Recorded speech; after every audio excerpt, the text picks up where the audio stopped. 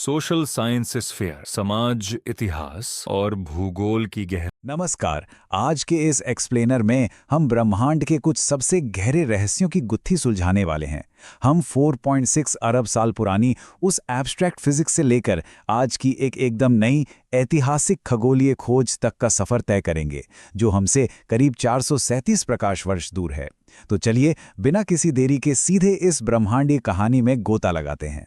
प्रमुख शोधकर्ता Chloe Lawler का एक बयान है, विस्पिच 2 हमारे अपने अतीत को देखने का अब तक का सबसे बेहतरीन जरिया है।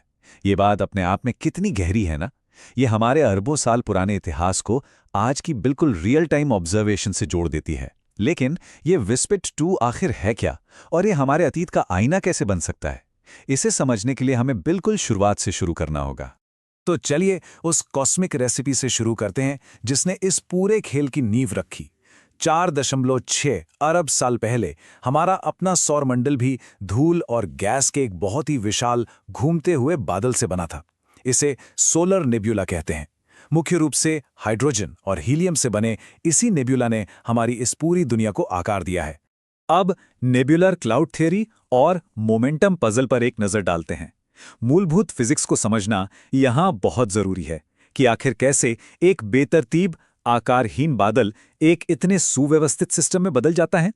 जरा कल्पना कीजिए, गुरुत्वाकर्षण लगातार काम कर रहा है और इस घूमती हुई सामग्री को खींचकर एक एकदम चपटी डिस्क में बदल रहा है। ऐसा माना जाता है कि किसी सुपरनोवा की शॉकवेव ने इस शांत बादल में हलचल मचाई और ये अपने ही गुरुत्वाकर्षण के कारण सिकुड़ने लगा। इसी घूमने और सिकुड़ने की वजह से उस सोलर नेब्यूला ने एक प्रोटोप्लैनेटरी डिस्क का रूप ले लिया।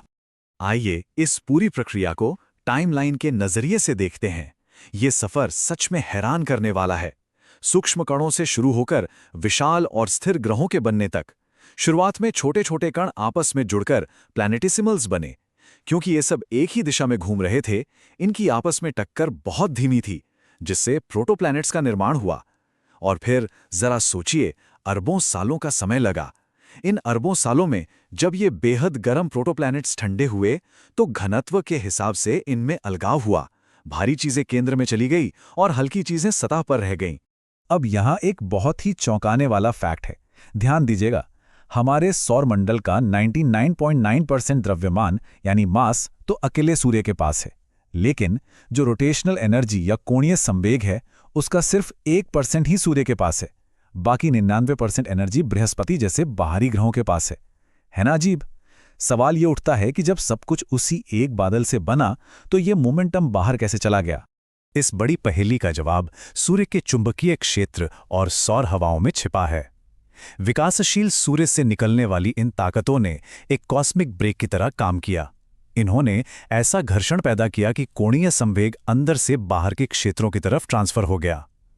और बिल्कुल इसी तरह बाहरी ग्रहों ने वो सारी रोटेशनल एनर्जी हासिल कर ली।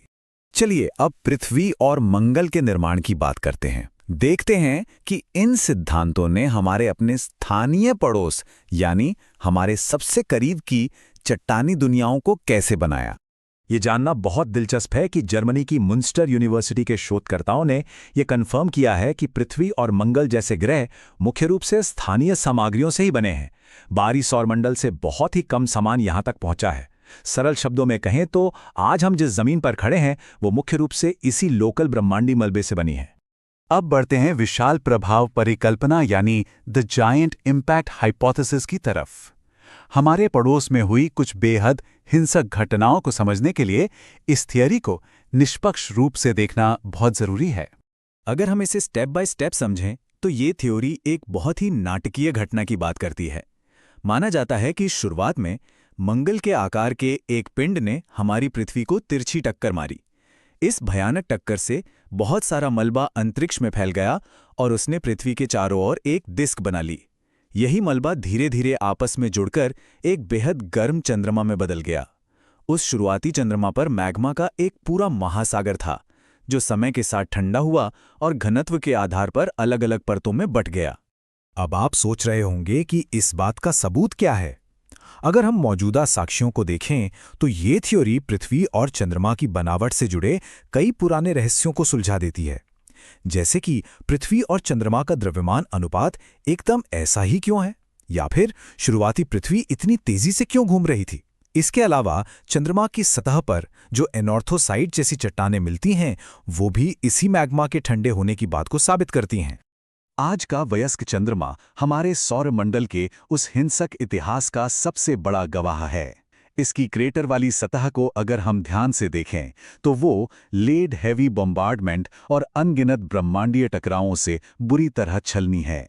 ये एक ऐसी खुली किताब है जिसमें हमारे सौरमंडल की कहानी हमेशा हमेशा के लिए छप चुकी है। और अब आते हैं WISP-2 पर, जो एक कॉस्मिक मिरर यानी ब्रह्मांडीय दर्पण की तरह है। अपनी इस कहानी को 4.6 अरब साल पहले से निकालकर वापस आज मिलाते हैं और एक युवा तारा प्रणाली से जुड़ी एकदम ताज़ा खोज पर नजर डालते हैं। हाल ही में विस्पिट 2c नाम के एक गैस दानव की पुष्टि हुई है। जब हम इसकी तुलना इसके साथ ही 2b से करते हैं तो एक बहुत ही विशाल और विकसित हो रहे सिस्टम का पता चलता है।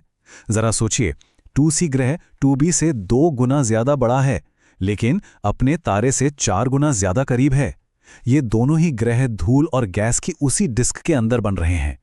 ये एक ऐसा सिस्टम है जो अभी सक्रिय रूप से अपने आसपास के माहौल को आकार दे रहा है। इस फैली हुई डिस्क में मौजूद खास तरह के गैप और धूल के छल्ले इस बात का पक्का सबूत हैं कि यहाँ चीज़ों के आपस में जुड़ने या अक्रेशन की प्रक्रिया अभी भी चल रही है। होता यह है कि जैसे जैसे ग्रह विकसित होते हैं, उनका गुरुत्वाकर्षण आसपास के चीज़ों को अपनी ओर खींचता है, जिससे डिस्क में खाली जगह यानी गैप बन जाते हैं। जो सामग्री बच जाती है वो छल्ले बना लेती है। दिलचस्प बात तो यह है कि यहाँ एक छोटा संकरा गैप और भी दिखा है, जो शायद किसी तीसरे नए ग्रह के बनने का इशारा है। एक ऐसा ग्रह जो हमारे शनि के आकार का हो सकता है। सहलेखक क्रिश्चियन गिन्स्की की ये बात बिल्कुल सटीक बैठती है कि विस्पिट 2 हमें केवल एक ग्रह के निर्माण का निरीक्षण करने के लिए ही नहीं, बल्कि एक पूरी ग्रह प्रणाली को समझने के लिए एक महत्वपूर्ण प्रयोगशाला देता है। इसीलिए ये खोज इतनी अमूल्य है। जो वैज्ञानिक ये समझना चाहते हैं कि नए सिस्टम कैसे बड़े होकर हमारे सौरमंडल जैसे बनते हैं, उनके लिए ये खोज किसी लॉटरी से कम नहीं है। ये हमें उस प्रक्रिया को बिल्कुल लाइव देखने का मौका दे रही है जिसे हम अब तक सिर्फ थ्योरी में पढ़ते आए हैं। तो इसी विचार उत्तेजक सवाल के साथ हम आज के इस एक्सप्लेनर को यहीं रोकते हैं। अगर वास्पिट 2 सिस्टम में झांकना 4.6 अरब साल पुराने किसी आईने में देखने जैसा है, तो सोचिए कि युवा तारों की इस धूल में अभी और कितने ब्रह्मांडीय रहस्य उजागर होने का इंतजार कर रहे हैं। आने वाले समय में जब एक्सट्रीमली लार्ज टेलीस्कोप्स काम करना शुरू करेंगे, तो न जाने ऐसे और कितने खूबसूरत और हिंसक रहस्य हमारे सामने आएंगे। इस सफर में हमारे साथ जुड़ने के लिए बहुत बहुत धन्यवाद। मिलते हैं नेक्स्ट वीडियो में।